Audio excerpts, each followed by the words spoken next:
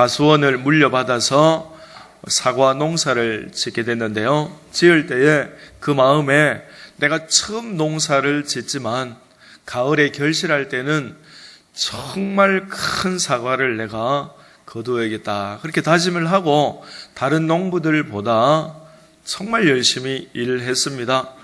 봄에 꽃이 피고 조그마한 열매가 맺혔는데 그 열매가 떨어질까 싶어서 애지중지하면서 잘 돌보았습니다. 그 사과에 벌레가 붙으면은 벌레를 다 떨어버리고 또 먼지가 묻으면 먼지까지 떨어주면서 결실까지 최선을 다했습니다. 가을에 결실할 때가 되었는데요. 웬일인지 사과가 달리기는 달렸는데 너무너무 빈약하고 초라한 과일이 달렸습니다. 왜 그렇게 되었겠습니까? 이 초보 농부는 과일 그 자체에 집중한 겁니다. 그래서 과일을 보면서 저 과일에 먼지도 묻어서는 안 되고 벌레도 붙어서는 안 되고 저 떨어질까 싶어서 애지중지하면서 과일만 바라보고 있었습니다. 그러나 과일이 달리게 하는 것은 과일 자체가 아니고 뿌리입니다. 뿌리가 튼튼하면, 뿌리가 건강하면 거기에서 온갖 양분을 흡수해서 위로 착 올려서 과일로 다 보내주면 그러면 이제 과일이 튼튼하게 됩니다. 농부들은 과일 그 자체에 집중하는 것이 아니고 좋은 과일을 얻기 위해서 뿌리에 집중합니다. 교회 성장도 이와 같습니다. 오늘 성례주일을 맞이해서 주님의 피로 값주고 세우신 우리 아양교회가 어떻게 하면 건강하게, 어떻게 하면 지속적으로 성장해 나갈까, 거기에 대해서 말씀을 나누고자 합니다. 열매가 성장이라면 뿌리는 건강입니다. 교회는 사람들이 만든 일반 조직이 아닙니다. 일반 조직들은 그냥 어떤 클럽들, 시니어 클럽, 또 YMCA 이런 것들은 다 사람들이 만든 조직이죠. 그래서 우리가 발전한다, 그런 표현을 쓰지만, 그러나 교회는 하나님이 직접 만드신 단체이고, 그리고 교회는 일반 조직이 아니라 생명이 있는 유기체입니다. 생명체입니다. 교회가 무슨 생명체냐? 그냥 사람이 모였는데 무슨 생명이 있느냐? 성경의 교회가 유기체라고 그렇게 말합니다.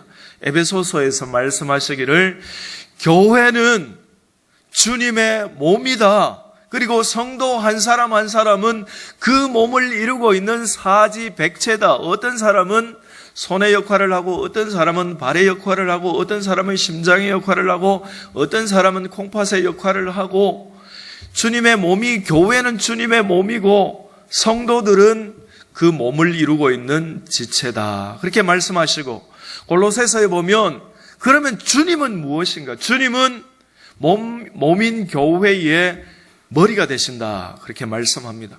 교회는 유기체입니다. 생명체입니다. 그렇기 때문에 교회가 발전한다 이런 표현 안 합니다. 교회는 성장한다. 애기 보고 성장한다 그렇게 표현하죠. 생명이니까. 애기 보고 아이고 많이 발전했네 그렇게 하지 않습니다. 이제 교회가 유기체라는 것을 알면, 생명체라는 것을 알면 어떻게 성장해 나가야 하는가 명확한 길이 보이게 됩니다. 열매에 집중한다고 열매가 생기는 게 아닙니다. 이게 방법론인데요. 이렇게 하기 위해서 일반 기업의 마케팅까지 적용해서 교회를 무리하게 운영하지만 그렇게 한다고 되는 게 아니고, 또 영성주의자들은 기도만 하면 된다, 기도만 죽도록 했는데 안 되는 교회가 태반입니다. 그렇게 해서 되는 게 아니고 교회가 유기체, 생명체라는 것을 정확하게 이해해야 합니다. 그러면 교회가 건강해져야 된단 말이죠. 뿌리가 건강해져야 됩니다. 뿌리가 건강해지면 그냥 인위적인 방법 사용하지 않아도 자연적으로 성장하게 됩니다. NCD라는 단체를 설립한 크리스티안 슈바르처라는 독일 학자가 있습니다. NCD라는 것은 내추럴 처치 디벨롭먼트, 그래서 자연적 교회 성장이라는 말입니다. 이분이 세계 34개국에 흩어져 있는 약 1000여 교회들에게 양적인 조사와 질적인 조사를 같이 병행했는데 이때 사용된 데이터가 420만 개나 되는 어마어마한 데이터를 사용했습니다. 역시 독일 사람이어서 이렇게 꼼꼼하게 일을 할 수 있지 않나 그렇게 생각을 합니다. 조사한 교회는요, 큰 교회도 있고 작은 교회도 있고 핍박받는 무슬림의 교회도 있고 공산권의 교회도 있고 자유로운 교회도 있고 싱가포르나 홍콩 같은 작은 도시국가의 교회들도 있고 큰 대륙의 국가들도 있고 쇠퇴해 가는 유럽의 교회들도 조사하고 성장하고 있는 남미 교회들도 성장하고 아시아의 교회들, 오세아니아의 교회들, 그리고 북미의 교회들, 모든 종류의 교회들을 다 조사했고 우리 교회도 우리나라에 있는 한국에 있는 교회들도 굉장히 많이 조사 대상이 되었습니다.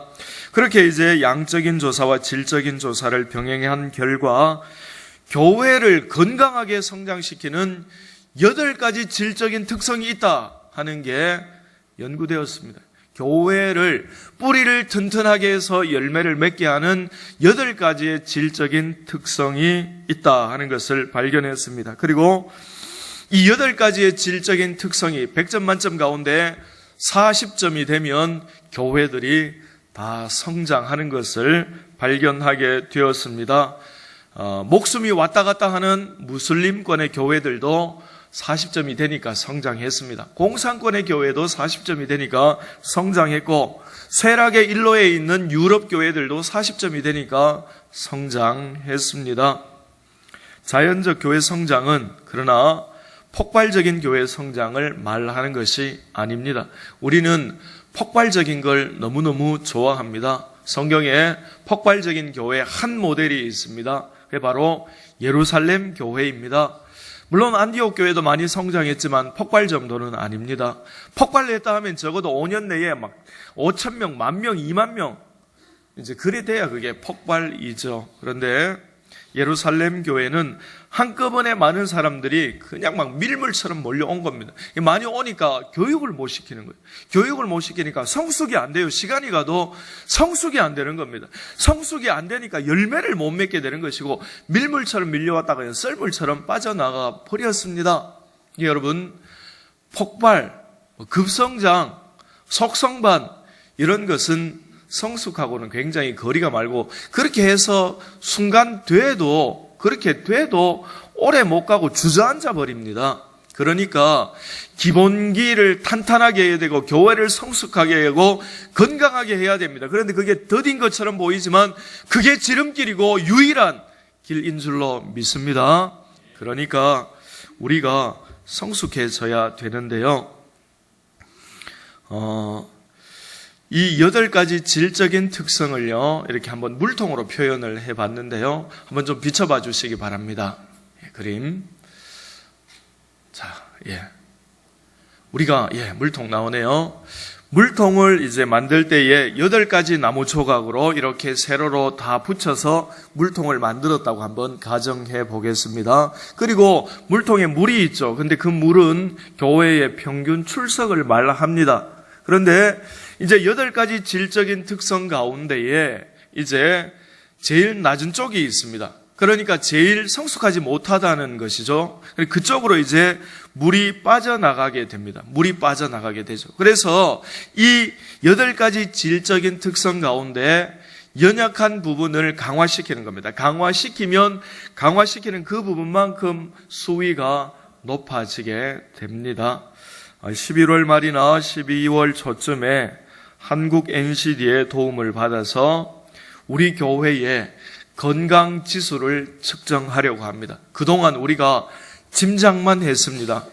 우리 교회는 어느 정도 건강한가? 우리 교회의 약점은 뭔가? 그동안 짐작만 해왔습니다. 그러나 NCD의 도움을 받아서 조사를 하면 우리가 어느 정도 건강한지, 100점 만점에 몇 점인지, 어느 부분이 제일 약한지 정확한 숫자로 나오게 됩니다. 그러면 우리가 그 부분을 이제 강화해 나가는 겁니다. 강화하는 거죠. 강화하는 그만큼 이제 성장하게 되고, 또 1년 뒤에 한 번 더 조사해서 약한 부분, 또 그 부분을 강화하고, 또 이제 1년 뒤에 그 부분을 강화해 나가고 하면 우리 교회가 굉장히 성숙해지고, 우리 교회가 뿌리가 강해지고 결국은 점진적으로 성장하게 될 줄로 믿습니다.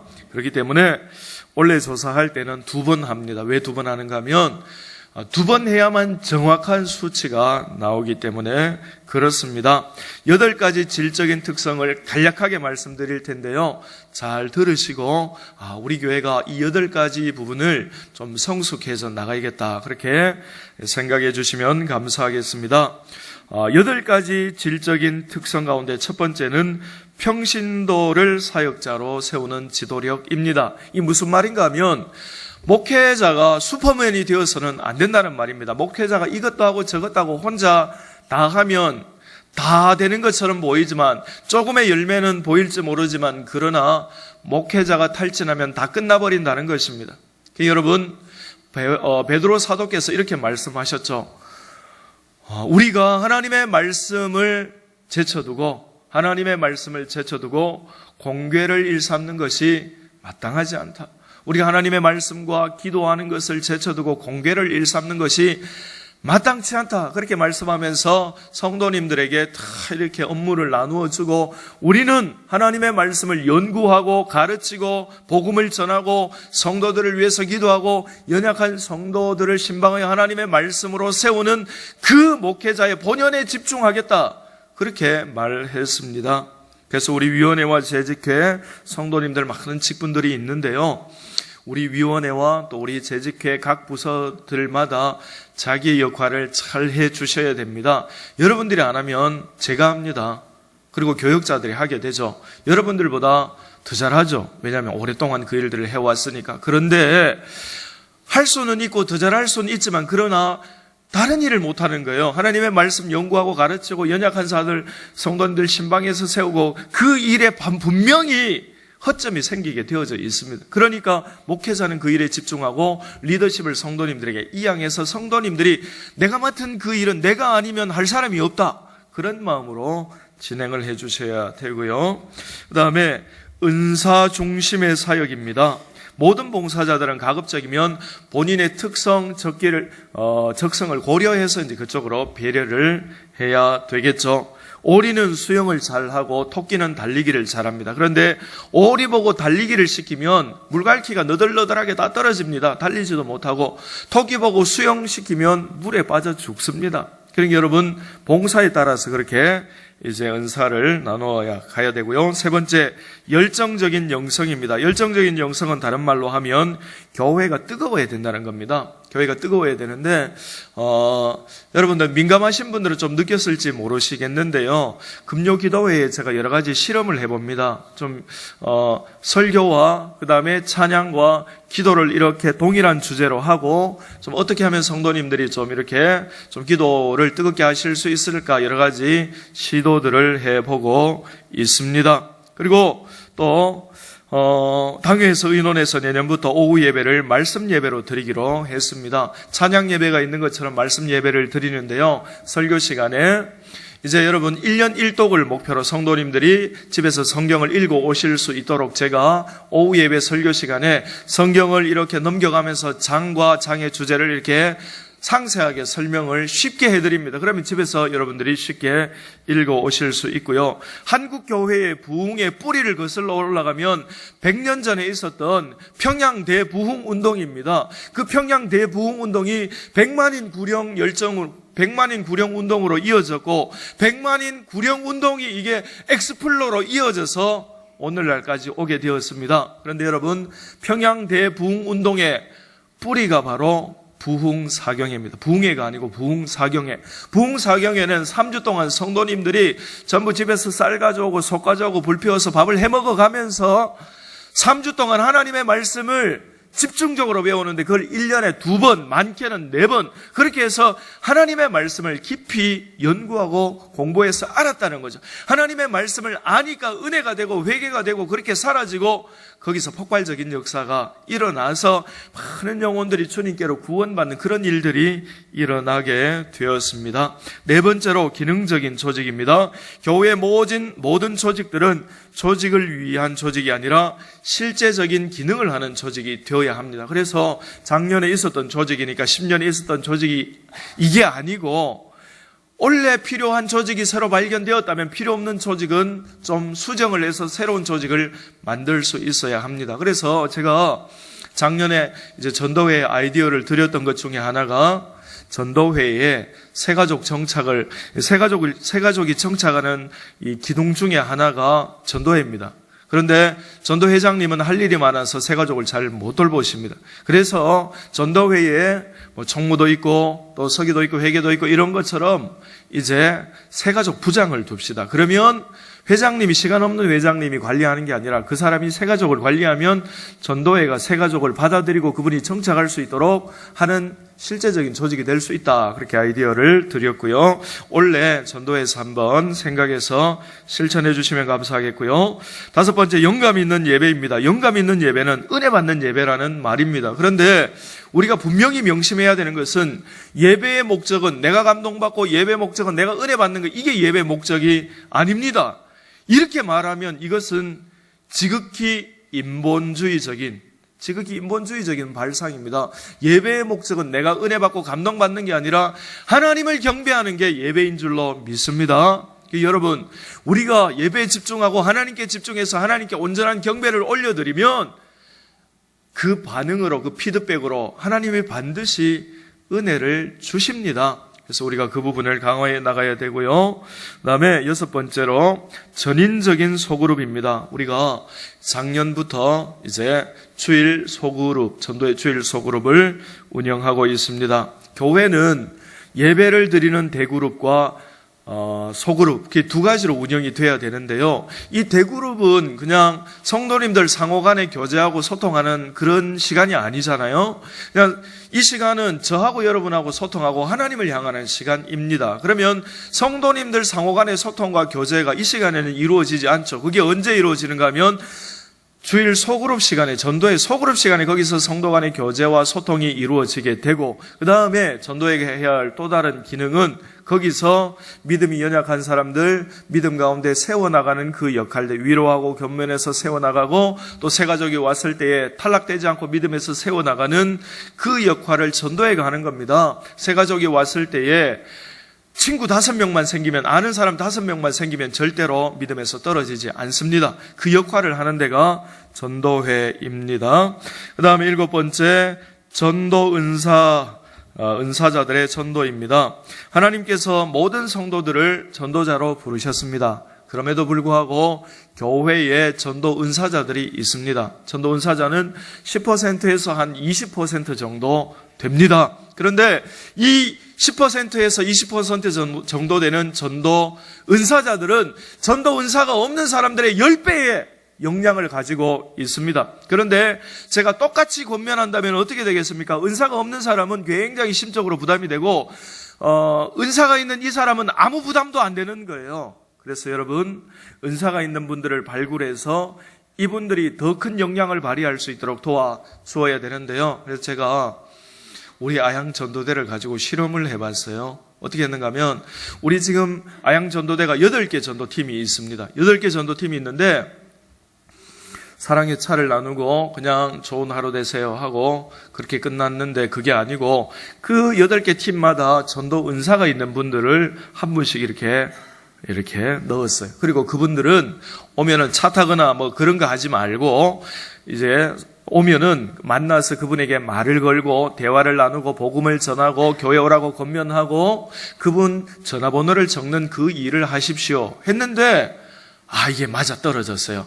그러니까 우리 전도회가 나가서 계속 전화번호를 적어오고 연락을 할 수 있도록 그렇게 이제 우리 아양전도대가 그렇게 하고 있습니다. 이게 은사를 적절하게 배치했기 때문에 이제 그렇게 맞아 떨어진 겁니다. 그리고 마지막으로 제일 중요한 것이 사랑의 관계입니다. 자연적으로 성장하는 건강한 모든 교회들은 예외 없이 사랑 지수가 굉장히 높습니다. 그러니까 교회에서 만나는 것 말고 밖에서 얼마나 만남들이 이루어지고 있는가, 밥을 얼마나 먹고 차를 얼마나 마시고, 또 교회가 서로를 칭찬하는데 얼마나 관용적이고, 또 서로에게 따뜻한 말을 얼마나 많이 하는가, 교회 안에 얼마나 웃음이 있는가, 이런 사랑지수가 높은 교회는 반드시 성장하게 되어져 있습니다. 8가지 질적인 특성을 말씀드렸습니다. 이게 돼야 교회가 성숙한 교회고 건강한 교회고 뿌리가 튼튼한 교회입니다. 뿌리가 튼튼한 교회는 천여 교회를 크리스티안 슈바르츠가 조사했는데 성장하지 않은 교회가 한 교회도 없었다고 그분이 자연적 교회 성장이라는 책에서 기록했습니다. 한국 교회에 정말 사도와 같은, 어떤 사도라 하면 좀 표현이 이상하고요, 사사와 같은 훌륭한 목사님 계셨죠. 옥하는 목사님. 그 목사님께서 정말 교회의 성숙과 건강을 위해서 많이 노력하셨죠. 한국 목회자들이, 지금 젊은 목회자들이 제일 존경하는 분이 돌아가신 고 옥하는 목사님입니다. 그분께서 이 NCD, 자연적 교회 성장이라는 책을 읽고 서문에 이렇게 적어놨어요.